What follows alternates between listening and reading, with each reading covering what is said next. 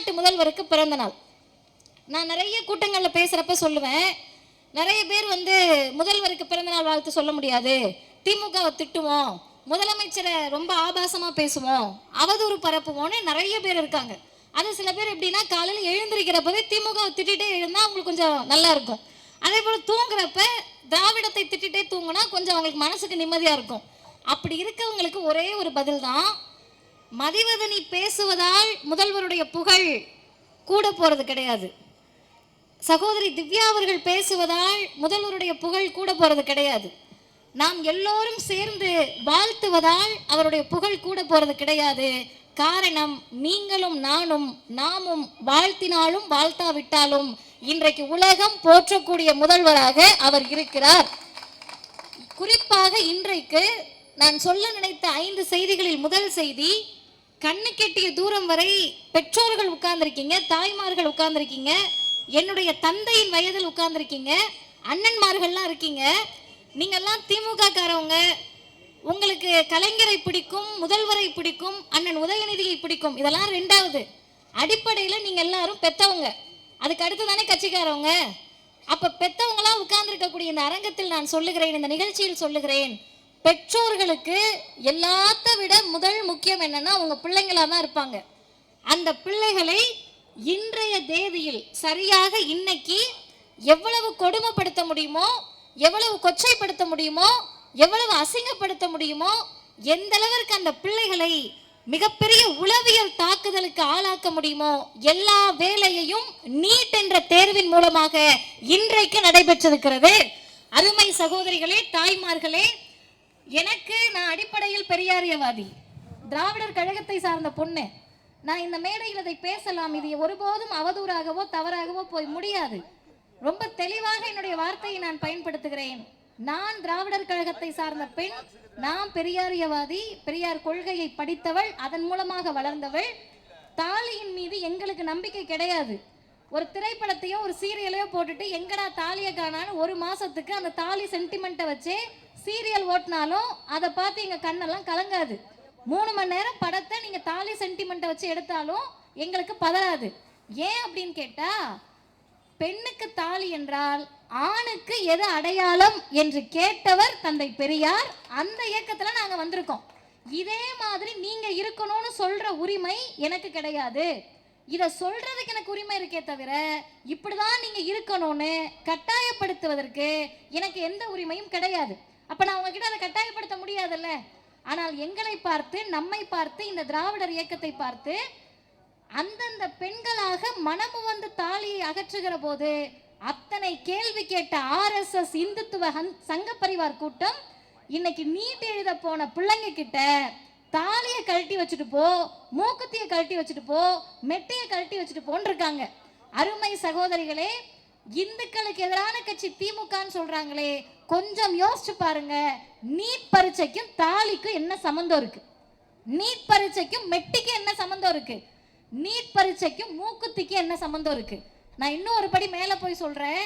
இந்த பட்டன் போட்ட ஆடைகளை போட்டிருக்கோம்ல, கொஞ்சம் நல்லா கேட்டுக்கங்க. வேணும்னா டிவியில் போய் திரும்ப யூடியூப்ல பார்த்தீங்கன்னா வரும். பட்டன் எல்லாம் கழட்டிட்டு தான் பரீட்சைக்குள்ள வரணும்னு பொம்பளை பிள்ளைங்களை சொல்றாங்க.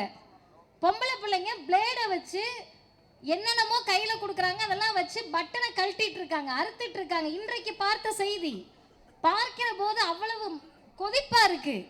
உங்க பட்டனுக்கும் நீட் பரீட்சைக்கு என்ன சம்பந்தம்? பெண்களுடைய காவலர் மாதிரி ஒன்றிய அரசு பேசுதில்ல, பிஜேபி பேசுறீங்கல்ல. பெண்களுடைய ஆடைகள் இருக்கக்கூடிய பட்டனை கழட்டணும், அவங்களுடைய உள்ளாடைகள் எல்லாம் பார்க்கணும்னு சொன்னா நீங்கள் நடத்துவது தேர்வு கிடையாது, அப்பட்டமான அயோக்கியத்தனம், மோசடி.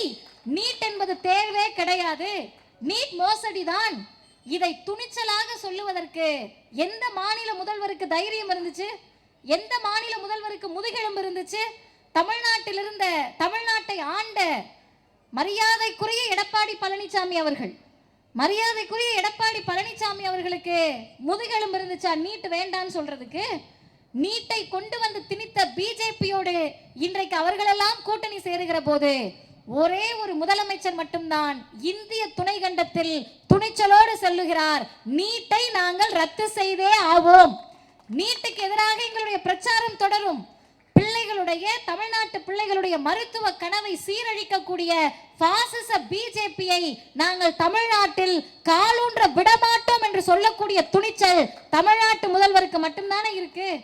அதனால் அவருக்கு பிறந்த நாள். இப்போ கொஞ்சம் யோசிச்சு பாருங்க, காலையில இருந்து செய்திகள்ல இந்த மாதிரி இந்த காவலர் இந்த பெண்ணுக்கு உதவி செய்தார், இந்த காவலர் இந்த மாணவனுக்கு உதவி செஞ்சாங்க, அவங்களே போய் ட்ரெஸ் வாங்கிட்டு வந்து கொடுத்தாங்கன்ன உடனே நம்ம ஆட்கள் எல்லாம் என்ன பண்ணிட்டாங்கன்னா மெயின் பிரச்சனையை விட்டுட்டு காவலர்களை கொண்டாட ஆரம்பிச்சிட்டாங்க. ஆமா, காவல்துறையை கொண்டாட வேண்டும், அதில் மாற்று கருத்தே இல்லை. இவ்வளவு பெரிய மழையில் நமக்கு பாதுகாப்பாக நிற்கக்கூடிய கடமையாற்றக்கூடிய காவல்துறை அதிகாரிகளுக்கு நம்முடைய பாராட்டுகளை சொல்ல வேண்டும். ஆனா முதன்மை பிரச்சனை என்ன, பிரதான பிரச்சனை என்ன? நீ பட்டன் இல்லாம சட்டை போட்டுட்டு வரணும்னு சொன்னது பிரதான பிரச்சனை, தாலியை கழட்டு மெட்டியை கழட்டு மூக்குத்தியை கழட்டுன்னு சொன்னது பிரதான பிரச்சனை. எல்லாத்தையும் விட பிரதான பிரச்சனை நீட் என்ற மோசடி தான். அதை நோக்கி தானே நம்ம முதல்ல கேள்வி கேட்கணும். ஆனால் திசை திருப்புவதற்காக இப்ப நம்மளை எங்க டைவர்ட் பண்ணி விட்டுட்டாங்கன்னா, மாணவர்கள் மீது நடக்கக்கூடிய இந்த தாக்குதல்களுக்கு நாம் எவ்வளவு குரல் கொடுக்கிறோமோ அதை விட ஒருபடி மேலே சென்று நீட் என்ற மோசடி தமிழ்நாட்டுக்கு தேவையில்லை என்று குரல் கொடுக்கணும். இதை நான் பேசின உடனே ரெண்டாவது செய்தி கமெண்ட்ல எப்படா வீடியோ வரும்னு காத்துக்கிட்டு இருப்பாங்க. நைட்டு 1:30 மணிக்கு கமெண்ட் பண்ணுவாங்க. அப்பதான் நம்மளாம் தூங்கிடுவோம், கமெண்ட்டை போட்டு விட்டுட்டு ஓடிடுறது.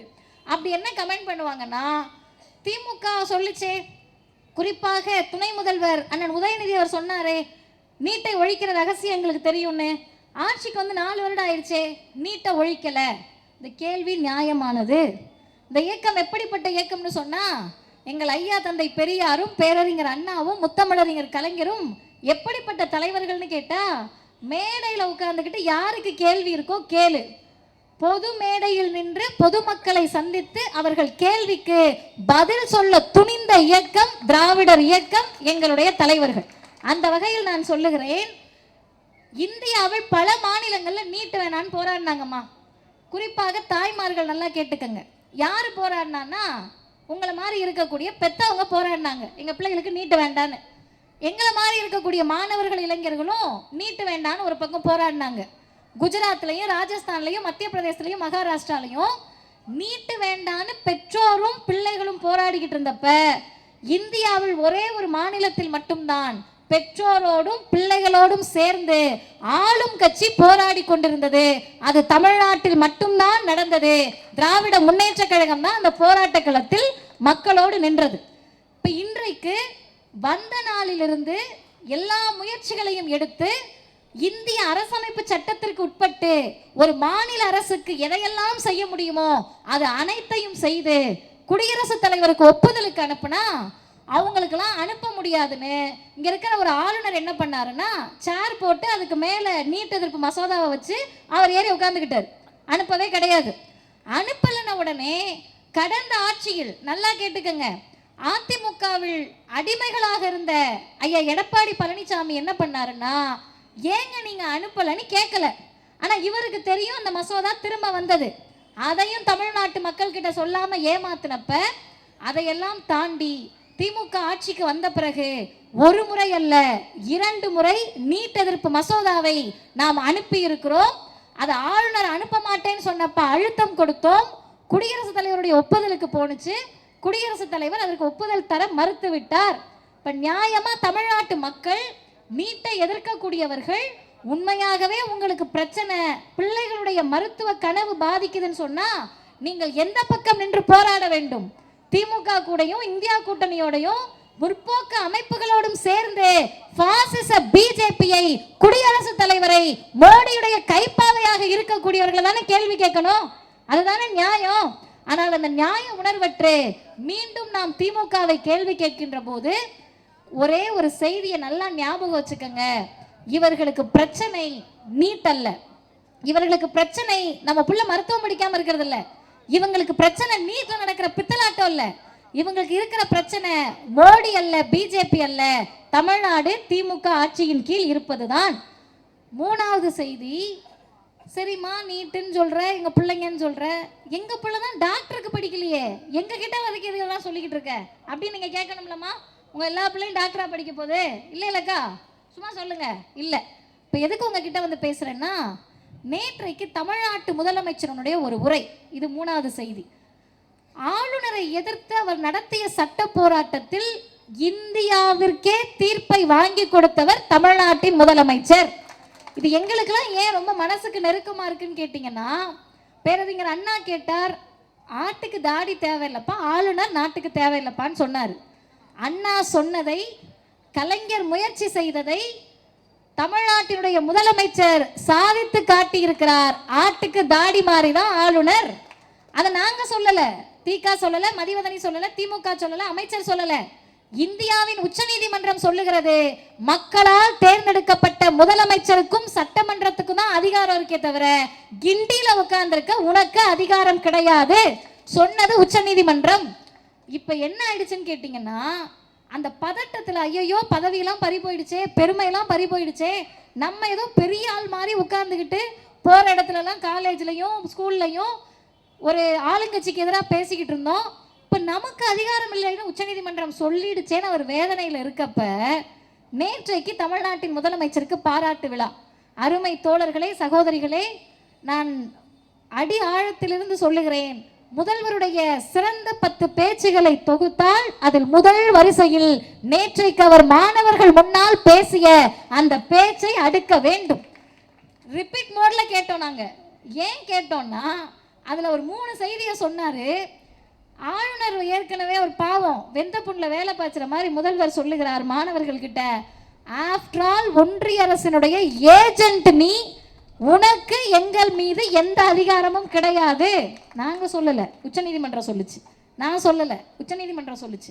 அப்ப முதல்வர் சொன்ன அந்த வார்த்தை, அருமை சகோதரர்களே, சகோதரிகளே, திராவிட முன்னேற்ற கழகத்தினுடைய உடன்பிறப்புகளே, 8 கோடி மக்களால் தேர்ந்தெடுக்கப்பட்ட முதலமைச்சருக்கு ஏன் அதிகாரம் வேணும்னு சொன்னா, 5 வருஷத்துல தேர்தல் வாக்குறுதியை திமுக நிறைவேற்றலன்னா நீங்க எல்லாம் போயிட்டு அவங்க கிட்ட தானே கேள்வி கேட்பீங்க.